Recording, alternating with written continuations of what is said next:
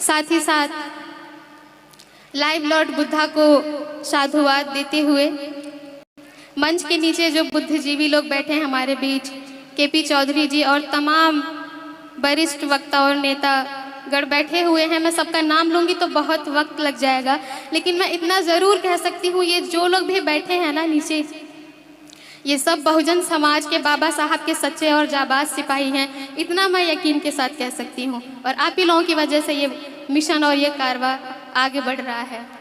इसके साथ ही एक खास शख्स जो मेरे गुरु हैं, मेरे गाइड हैं, जिनकी वजह से मैं यहाँ खड़ी हूँ, जिनकी वजह से मैं बोल पाती हूँ, जिनसे मुझे प्रेरणा मिली लिखने की, बोलने की, पढ़ने की, कविता। मेरे पापा आप सभी के बीच हैं, मैं उनका भी स्वागत करती हूँ। आज कुशीनगर से चल के इस खास प्रोग्राम के लिए आए हैं। चूँकि वक्त ज़्यादा भी हो गया है और भी प्रोग्राम में मुझे आखिरी में मौका मिला और माहौल कुछ और ही है, लेकिन मैं पढ़ने की कोशिश करती हूँ कविता, क्योंकि अभी बहुत शोर शराबा और ये मुझे इस चीज़ का मैं रिस्क ले लेती हूँ, क्योंकि ये कविता का मंच तो है नहीं, लेकिन मैं कोशिश करती हूँ। अपनी कविता शुरू करने से पहले मैं 2 मिनट में एक बात बता दूँ कि मेरी कविता सुनाने या गीत गाने का मकसद सिर्फ गीत सुनाना या एंटरटेनमेंट का पर्पज़ नहीं है। मैं बाबा साहब के कारवां को आगे बढ़ाने के लिए ये करती हूँ। मेरा मकसद है बहुजन समाज के इतिहास को आप सभी से रूबरू कराना। मेरा मकसद है दिशा विहीन युवाओं को दिशा निर्देशित करना। मेरा मकसद है गुलामी और खामोशी के चादर में लिपटे हुए समाज को जगाना, और मैं समझती हूँ कि युवा पीढ़ी के कंधों पर ये जिम्मेदारी ज़्यादा है। तो मैं आपको अपने इतिहास से रूबरू कराती हूँ। शुरू करती हूँ। Hello hello. कि भारत की धरती अपनी है, भारत की धरती अपनी है, जय भीम की नीति अपनी है। अब भी तक्षशिला और नालंदा की हर आकृति अपनी है। तक्षशिला और नालंदा का इतिहास तो आपको पता ही होगा कि वो भारत की धरती अपनी है, जय भीम की नीति अपनी है। वो तक्षशिला और नालंदा की हर आकृति अपनी है। दुनिया के कोने कोने में, दुनिया के कोने कोने में बुद्ध की संस्कृति अपनी है। कुछ पल के पतझड़ को छोड़ो, कुछ पल के पतझड़ को छोड़ो, ये पूरी प्रकृति अपनी है। कुछ पल के पतझड़ को छोड़ो, ये पूरी प्रकृति अपनी है। और बाबा साहब की एक कोटेशन याद आती है कि जो समाज अपना इतिहास नहीं जानता वो कभी इतिहास बना नहीं सकता। इसीलिए मैं कहती हूँ कि रविदास, कबीर, बिरसा मुंडा, नारायण गुरु ज्योतिबा राव।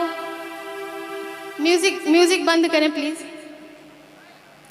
के रविदास, कबीर, बिरसा मुंडा, नारायण गुरु ज्योतिबा राव, वो ललई सिंह पेरियार साहू, वो ललई सिंह पेरियार साहू, वो बाबा अम्बेडकर भीमराव, वो ललई सिंह पेरियार साहू, वो बाबा अम्बेडकर भीमराव, वो शेख फातिमा झलकारी, वो शेख फातिमा झलकारी, माँ रमा सावित्री अपनी है।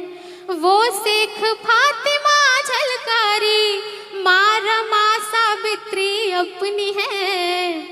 जो दे गए काशी राम यहाँ बहुजन को ख्याति अपनी है। जो दे गए काशी राम यहाँ बहुजन को ख्याति अपनी है। जय भीम की नीति अपनी है। और अगली पंक्ति पढ़ती हूँ कि वो कहते हैं हम सुनते हैं, वो कहते हैं हम सुनते हैं, जो जीता वही सिकंदर है। जो हमें सुनाया गया वो एक लाइन याद आ रही है कि कहानी है कुछ और बताई कुछ और जा रही है, इतिहास है कुछ और सुनाई कुछ और जा रही है। तो मैं पढ़ती हूँ कि वो कहते हैं हम सुनते हैं, जो जीता वही सिकंदर है, पर चंद्रगुप्त सा वीर नहीं पूरी दुनिया के अंदर है, पर चंद्रगुप्त सा वीर नहीं पूरी दुनिया के अंदर है। था जिससे सिकंदर हार गया, था जिससे सिकंदर हार गया, ऐसी गतिविधि अपनी है। था जिससे सिकंदर हार गया, ऐसी गतिविधि अपनी है। और जो घनानंद को ध्वस्त करे, जिंदा रणनीति अपनी है। जो घनानंद को ध्वस्त करे, जिंदा रणनीति अपनी है। और इस कविता की आखिरी पंक्ति पढ़ती हूँ। मैं समझती हूँ कि आप मेरी कविता बहुत डूब के सुन रहे हैं, लेकिन मैं चाहती हूँ आप इतना भी डूब के ना सुने कि मेरी कविता ही डूब जाए। ठीक, मैं पढ़ती हूँ कि दानी हर्षवर्धन सा जग में, कि दानी हर्षवर्धन सा जग में, शायद कोई ज्यादा ना होगा। दानी हर्षवर्धन सा जग में, शायद कोई ज्यादा ना होगा। अब हेन सांग सा भिक्षु भी लगता है पैदा ना होगा। अब वेन सांग सा भिक्षु भी लगता है पैदा ना होगा। और एक ऐसे वीर के लिए मैं पढ़ने जा रही हूँ, आप सब सुनेंगे। उस कलिंग विजय करने वाले, उस कलिंग विजय करने वाले, अशोक की थाती अपनी है। उस कलिंग विजय करने वाले, अशोक की थाती अपनी है। जिसके बलबूते विश्व गुरु दुनिया में उपाधि अपनी है। जिसके बलबूते विश्व गुरु दुनिया में उपाधि अपनी है। जय भीम की नीति अपनी है। बहुत शुक्रिया, आप बहुत अच्छा सुन रहे हैं। इसी कड़ी में मैं एक और कविता से आप तक पहुंचती हूँ। एक तस्वीर दिखाना चाहती हूँ बस आप सभी को, जो ये आज हम सब यहाँ पे इतने अच्छे अच्छे महंगे कपड़े पहन के बैठे हुए हैं। अभी हमारे बीच most beautiful couple ramp walk भी होगा, आप देखेंगे।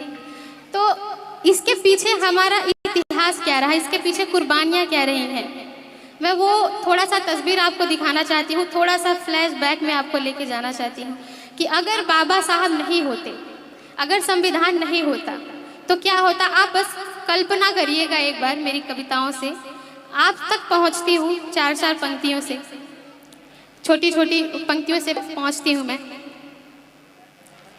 कि भारत में अगर भीम जो आया नहीं होता, भारत में अगर भीम जो आया नहीं होता, इस देश पे गर जान लुटाया नहीं होता। भारत में अगर भीम जो आया नहीं होता, इस देश पे गर जान लुटाया नहीं होता। जो दिख रही है देश की तस्वीर क्या होती।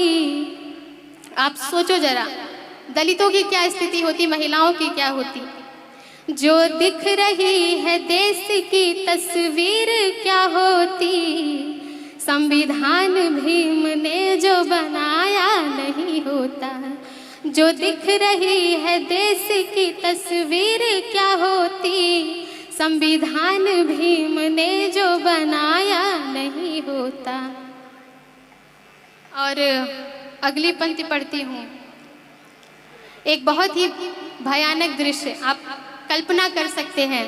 आज के हमारी जो युवा पीढ़ी है उनको ज़्यादा समझ में नहीं आती है ये बात, मैं उनसे खास करके कहना चाहती हूँ कि जूठन से भूख पेट की तब पड़ती मिटानी। जूठन से भूख पेट की तब पड़ती मिटानी। पशुओं के भी तालाब से मिलता नहीं पानी। जूठन से भूख पेट की तब पड़ती मिटानी, पशुओं के भी तालाब से मिलता नहीं पानी। मकान के स्थान पे तब झोपड़ी होती, मकान के स्थान पे तब झोपड़ी होती, और सूट के जगह पे होती धोती पुरानी, और सूट के जगह पे होती धोती पुरानी। और क्या होता, घोड़े से कभी दूल्हा तब बारात ना जाता, दूल्हे से कभी दूल्हा तब बारात ना जाता, मूंछों पे अपने भूल कर भी ताव ना लाता। घोड़े से कभी दूल्हा तब बारात ना जाता, मूंछों पे अपने भूल कर भी ताव ना लाता। और जब रन उठा ली जाती आज भी नवेलियाँ, जब रन उठा ली जाती आज भी नवेलियाँ, कोई जान के भी जान बचा भी नहीं पाता।